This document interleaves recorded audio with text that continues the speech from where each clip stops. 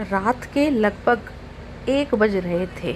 बाहर मूसलाधार बारिश हो रही थी और आसमान में बिजली कड़क रही थी। अनुराग अपनी कार से पहाड़ी रास्ते के जरिए शहर लौट रहा था। उसके पास एक बैग था जिसमें उसके छोटे भाई के अस्पताल के इलाज के लिए इकट्ठा किए गए 5 लाख रुपए थे। भाई जिंदगी और मौत के बीच झूल रहा था। सुबह 7 बजे से पहले पैसों का पहुंचना बेहद ज़रूरी था। रास्ता पूरी तरह सुनसान था और घने पहाड़ों से घिरा था। अचानक जीपीएस ने नेटवर्क खो दिया। अनुराग ने रास्ता खोजने की कोशिश की, लेकिन गलत मोड़ लेने के कारण वह एक पुराने पर्यवेक्षित और संकरे रास्ते पर आ गया। बारिश इतनी तेज़ थी कि वाइपर चलाने के बाद भी सामने का कुछ पता नहीं चल रहा था। तभी अचानक एक भयानक गड़गड़ाहट हुई। पहाड़ का एक बड़ा हिस्सा टूटकर ठीक अनुराग की कार के आगे गिर गया।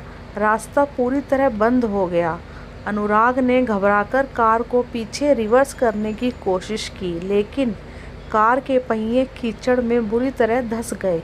इंजन ने जोर लगाया, धुआं निकला और कार बंद हो गई।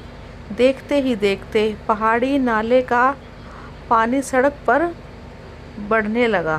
कार धीरे धीरे पानी में डूबने लगी। अनुराग ने दरवाज़ा खोलने की कोशिश की, लेकिन पानी के दबाव के कारण वह टस से मस नहीं हुआ। फ़ोन में नेटवर्क नहीं था। मौत उससे सामने खड़ी दिखाई दे रही थी।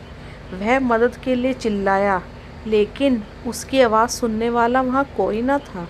तभी उस भयानक तूफान और चीख पुकार के बीच कार की खिड़की पर किसी ने अपनी उंगली से खटखटाया। अनुराग ने डरते हुए खिड़की के बाहर देखा। कड़कड़ाती बिजली की तेज रोशनी में उसे एक धुंधला साया दिखाई दिया। एक वृद्ध व्यक्ति जिसने एक साधारण कफनी पहनी थी और सिर पर कपड़ा बंधा हुआ था, भारी बारिश में बिल्कुल स्थिर खड़ा था। उसके हाथ में एक सूखी लकड़ी की लाठी थी। इतनी तेज बारिश और बर्फीली हवाओं के बावजूद उस बूढ़े व्यक्ति के चेहरे पर एक असीम शांति थी।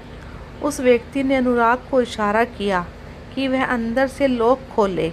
अनुराग ने जैसे ही लॉक खोला, उस कमज़ोर से दिखने वाले बूढ़े व्यक्ति ने एक ही झटके में कार का भारी दरवाज़ा बाहर से खींचकर खोल दिया। बाहर आजा बेटा, यहाँ रुकना ठीक नहीं। बूढ़े व्यक्ति की आवाज़ में एक अजीब सा खिंचाव और जादू था, जिसने अनुराग के मन के डर को तुरंत शांत कर दिया। अनुराग अपने पैसों का बैग लेकर तुरंत बाहर आया। जैसे ही वह कार से उतरा, एक और बड़ा पत्थर पहाड़ से नीचे गिरा और उसकी कार को कुचलता हुआ सीधे गहरी खाई में ले गया। अनुराग कांप उठा। अगर वह 2 सेकंड भी अंदर रुकता तो उसका बचना असंभव था। उस रहस्यमय व्यक्ति ने अनुराग का हाथ पकड़ा और घने अंधेरे में एक पतले रास्ते की ओर ले गया। कुछ ही मिनटों में वे मुख्य राजमार्ग पर सुरक्षित पहुंच गए, जहां बारिश भी काफ़ी कम हो चुकी थी। वहां कई गाड़ियां गुजर रही थी। अनुराग की जान में जान आई। वह उस बूढ़े व्यक्ति को धन्यवाद और कुछ पैसे भेंट करने के लिए पीछे मुड़ा, लेकिन वहाँ कोई ना था। वह व्यक्ति महज कुछ सेकंड के भीतर ही ओझल हो चुका था, जबकि वहाँ दूर दूर तक छिपने की कोई जगह ना थी। सुबह होते ही अनुराग अस्पताल पहुँचा और पैसे जमा किए। उसके भाई का ऑपरेशन सफल रहा। जब अनुराग राहत की सांस लेकर अस्पताल के छोटे से मंदिर में प्रार्थना करने गया, तो वहाँ साईं बाबा की एक बड़ी तस्वीर लगी थी। तस्वीर देखते ही अनुराग के पैर जम गए। तस्वीर में बाबा के चेहरे पर वही मुस्कान थी, वही गहरी आंखें, वही कफनी थी जो रात में उस बूढ़े व्यक्ति ने पहनी थी। अनुराग के आंसू बह निकले। वह समझ गया कि उस मौत के तूफान में उसकी और उसके भाई की ज़िंदगी बचाने वाले खुद शिरडी वाले साईं बाबा थे। ओम साईं राम।